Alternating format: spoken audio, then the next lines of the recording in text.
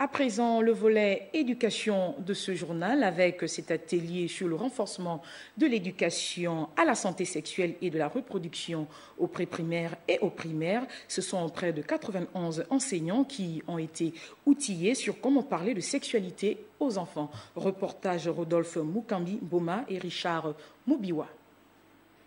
Qui tient son corps, qui aime son corps, ne peut pas se dire des activités malsaines. Il fallait tout d'abord briser le tabou auprès de ces enseignants participants. Pour les formateurs, les mots sexualité et reproduction doivent être abordés et surtout bien assimilés, puisqu'il s'agit des notions qui seront intégrées dans les programmes scolaires au pré-primaire et au primaire. Les contenus liés à la sexualité sont porteuses de valeurs, donc c'est très délicat, on ne les aborde pas n'importe comment. Il y a des techniques spécifiques pour aborder ces questions liées à la sexualité. Près de 91 enseignants et responsables d'établissements prennent part à cet atelier de 3 jours sur la réforme curriculaire au premier degré.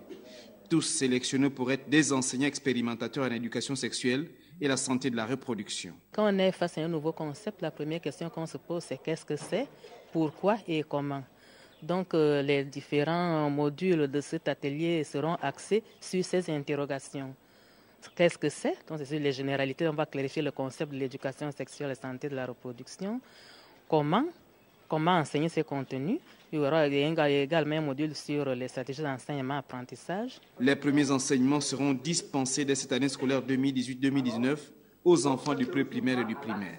Quand on commence à inculquer dans les mentalités des enfants que la famille c'est père, mère, enfant, donc les enfants quand ils seront plus grands sauront que la famille c'est homme, femme, enfant et non mère, enfant ou bien père, enfant. L'IPEN est en train de revoir, à intégrer ces notions-là et qui seront officiellement mis à la disposition de praticiens.